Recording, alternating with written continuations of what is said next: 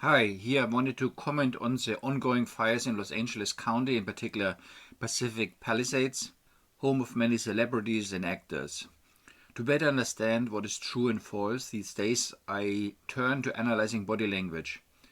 Many won't like my comments, as the expected narrative now is to go after the corrupt politicians, LA's mayor, and even after the majority of liberal and woke actors. Stories about the diversion of water by Democrat Governor Gavin Newsom, the LA mayor being traveling in Africa during the outbreak of the fire, and the diversity, equality, inclusion focused on woke fire department are meant to polarize and outrage us. Let's first take a look at Mel Gibson on Fox News, who by many is considered a rare, non-woke, freedom-oriented, rebellious individual opposing the system, followed by James Woods. Both lost their homes, or one of them, in the fire. So let's get started. Joining us now, actor and Academy Award-winning director Mel Gibson, an old friend, a Malibu resident who tragically just lost his home to the Palisades fire. Mel, I was thinking about you when I saw this fire break out. I think I talked to Raymond. I said, is Mel okay? Is his family okay? I instantly thought of you. He said he thought you were okay. I'm glad you got out. I'm glad your family is safe. But tell us what it was like to be on Rogan's podcast when I guess you learned that your home had been lost. He's laughing when she says his house burned down. Interesting. Well, I didn't learn it was lost. I knew the neighborhood was on fire, then I was in the path, so I was a little tense while I talked to Joe, but he's a guy that can put you at your ease fairly well, so I was doing okay. And I knew that my family was safe and out of harm's way. Were you able to get possessions? Of course, they're really immaterial when you have your family, but I've been to your house. It was an incredible home, beautiful home. Interesting, small word. They all know each other, the newscasters and the actors. But were you able to get anything out of your house? Not much. A few necessary things. You know, my son I said, just go and grab this and this and this. And he grabbed like 3 things and took off. So really, grab 3 things, with the warnings. Also, they must have state-of-the-art security, camera systems. The agents know about things. They have personal assistants. They might also have safes which are fire resistant. And, you know, those are okay. Stuff like passports and a couple of papers and stuff like that. But by and large, everything was just, it looked, when I got there the other day, I went up there yesterday, it looked like Dresden, you know, after the... Interesting imagery. Does this hint towards this being man-made, savagely planned, like an attack? After Bomber Harris got through with it, yeah. Now, so nothing left. For those of us watching this from afar, try to convey to us the feeling of seeing your home, your neighbors' homes, and the community there at such a loss. I mean, it's... Long pause. I mean, it's tragic. And a sigh that is played sadness. His face doesn't signal any sadness. There's also no anger. Let's look at this again. It's an important moment. I mean, it's...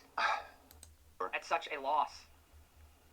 I mean, it's tragic. It makes you really sad. I was actually, you know, there are neighbors I have that I was actually looking at them. I felt worse for She's laughing. them than I did for myself. You know, I look at it as a strange mixture of sadness and almost kind of an elation in a sense that I count my blessings, you know, no matter. So he's very generous and selfless. How the rich who have everything don't seem to be attached to very much. The feeling of seeing your home, your neighbors' homes, and the community there at such a loss. I mean, it's tragic. It makes you really sad. I was actually, you know, there are neighbors I have. Interesting now that he's describing his feelings. He's looking to his lower left. It almost looks like he's reading off notes. I was actually looking at them. I felt worse for them than I did for myself. You know, I look at it as a strange mixture of sadness and almost kind of an elation. That might also be an involuntary confession almost. When he feels worse for his neighbors than for himself, that might indicate that his neighbors actually lost something and he didn't. Interesting. I didn't expect that. You know, I look at it as a strange mixture of sadness and almost kind of an elation. Lots of asymmetric shoulder shrugs, which means he's not very sure about what he's saying. In a sense that I count my blessings, you know, no matter what. These shoulders jumping up and down. are things, and they may or may not be replaceable, but they're only things. And we're still here, and I just kind of look at it as almost in a weird kind of way of purification.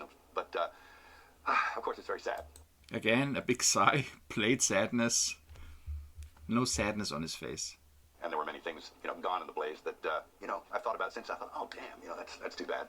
But works of art, photographs, rare books, old books. Some as old as 1600. 1600.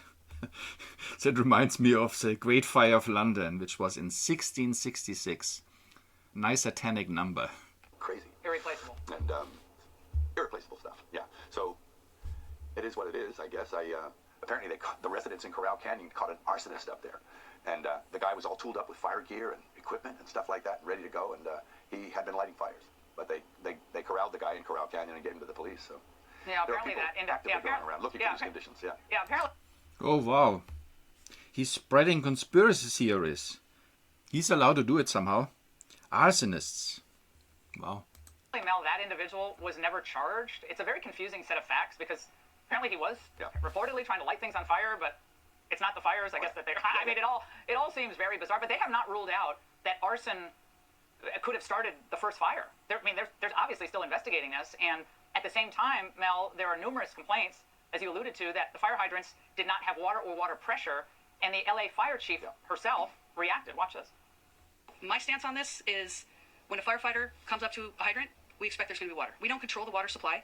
Our firefighters are there to protect lives and property and to make sure that we're properly trained and equipped.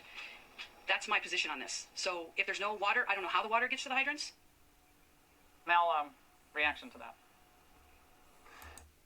Long pause.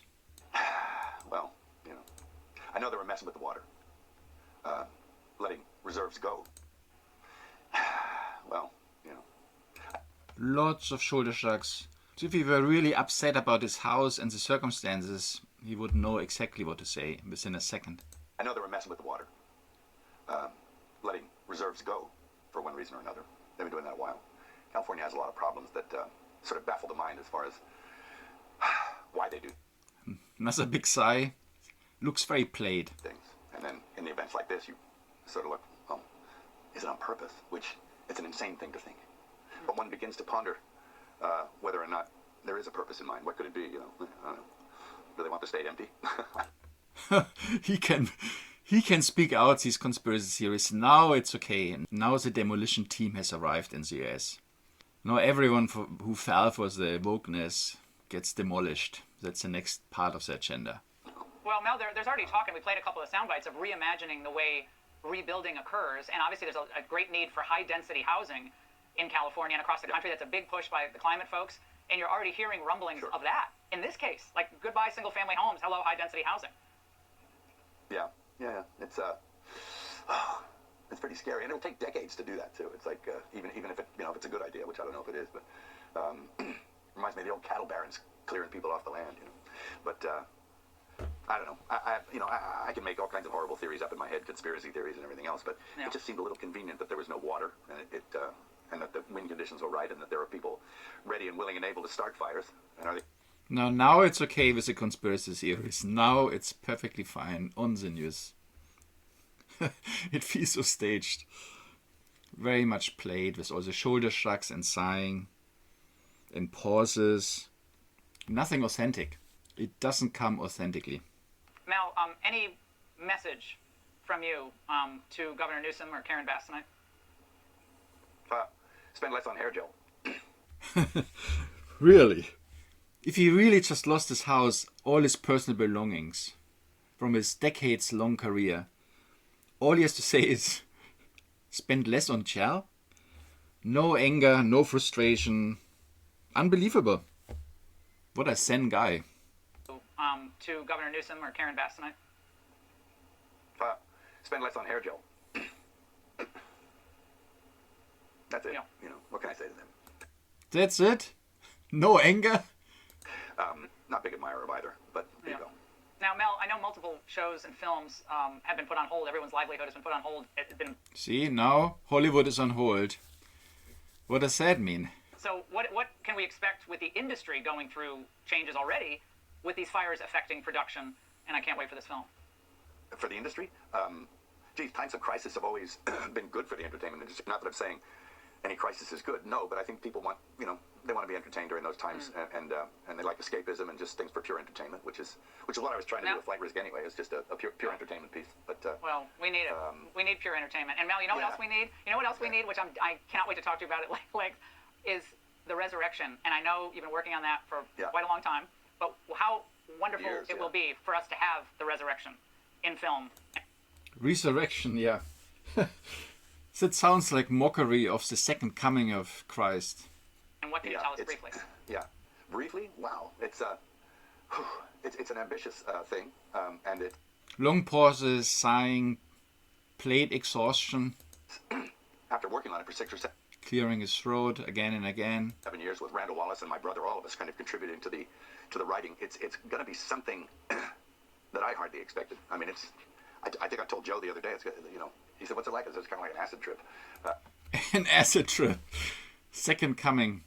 Resurrection of Christ. An acid trip. Mockery. Blasphemy. But no one has been spared from this inferno, including celebrities. James Woods joins me now. James, you posted a video that I watched last night. I think it was right after you posted it, coming right up to your deck. We're watching it now. I'm so sorry for everything you and all of your friends and all the residents of California are going through tonight. Do you know what's happened to your home since? It's astonishing that what happened during this experience was that we found out that none of us is a celebrity, none of us is a poor person or a rich person, a Democrat or a Republican. We were just neighbors, just really helping each other. That one video was my neighbor who... So immediately we get a rehearsed selfless story of teaching us morals, explaining the value of good neighbors and friends. Your comments about neighbors being critically important. And so oftentimes now in our busy lives, we don't even know our neighbors. Or people cocoon themselves and don't... But I think your point at such a time of great tragedy is one that we should all take in tonight. The rich are teaching us how to be good people. Feels like mockery. They got him out and the house burned down an hour later. Oh my... there there are probably so many stories like that. I mean, we're going to hear thousands of stories of people who are elderly, alone, might live alone, trying to save their pets, go back in. Oh, yeah. His son was out of his mind, got here. He said, we don't even know how to find him because he's at the hospital. He doesn't know his name. He just found him. We found him about an hour ago. James. Pure entertainment. Lots of stories. Even during a catastrophe, during inferno, they find the stories and entertain us. Isn't it marvelous? No water in the hydrants. 17.6 million cut from the fire department. Karen Bass, a recent headline. I think you might have tweeted that out from the New York Post. Yeah. And our new fire chief, has... And by the way, LA Fire Department is fantastic. The people, it's like the people who work for the federal government. So many of us are good people, but... I think this is the wrong moment to praise the fire department. This is a massive red flag. It would be absolutely natural to be angry at this moment. For negligence, at a minimum. Again and again and again and again. This isn't a wake-up call. This is the kind of thing they have tribunals for, where they try people and say, you had an oath of office to perform. See how the story changes? The demolition team has arrived and began to do its job. So what's going on? Do the elites really destroy their own homes out of stupidity after they were helped by so many celebrities for decades and by Hollywood manipulating and brainwashing the people? Or is it God's punishment for the sinners? Do the satanic celebrities and lower-level elites get a kind of payback with their woke agenda and budget cuts and so on backfire now as there is no water to stop the fires? Hollywood symbolizes the old world, which is ending now. Being on fire like in one of its own apocalyptic catastrophe movies. That message is certainly driven home, along with global boiling having arrived at our doorsteps. However, do you really think Joe Biden lets his son's house burn down, or the ones of his vehement donors to the Democratic Party? Here's an alternative interpretation. The elites indeed burned down their own houses, and by doing so created unthinkable harm and loss to innocent people. The reasons for doing so could be an alibi for the elites. How can they be behind this agenda if they destroyed their own homes? According to the Phoenix hypothesis, we are approaching a cataclysmic event. Very likely man-made, but it could also be a reoccurring cosmic event, which the elites know about, but we don't. However, I personally think it's a man-made thing. The cycle comes to an end. The debt spirals out of control. The party is over. What difference does it make when the elites destroy their own houses if tsunamis and earthquakes destroy them in a few months anyway. And it comes with an added benefit. It makes now the controlled opposition even more believable, allowing them to manipulate the masses even more. Note, I have not heard any celebrities or A-list actors having died in the fire or have spoken out publicly in outrage, except these two, even though it would be easy for them to get a platform for an interview. Likely this means the celebrities move into the luxurious doomsday bunkers unless they cover that their homes are destroyed and the Hollywood productions are paused. It's like a magic trick. Create a loud explosion here while making a rabbit disappear over there, where no one is looking. Also pure speculation, this was really a major step, a bold move by the elites, exposing them in a way. Because a big lie creates even more lies, and it's hard to keep the lid on. Also the alternative media is working hard for them. Things could accelerate now. For instance, with Trump being inaugurated in a few days, the Middle East conflict could potentially escalate, especially if there's a major false flag in the US. And with the statements about Canada, Greenland, the Gulf of Mexico and Iran, Palestine, he clearly stated to the world that things won't be the same anymore. And I can believe that. So I think I stop here. Many thanks for watching. And I'm looking forward to your comments, how you see and interpret these major recent events. And I talk to you next time. Bye.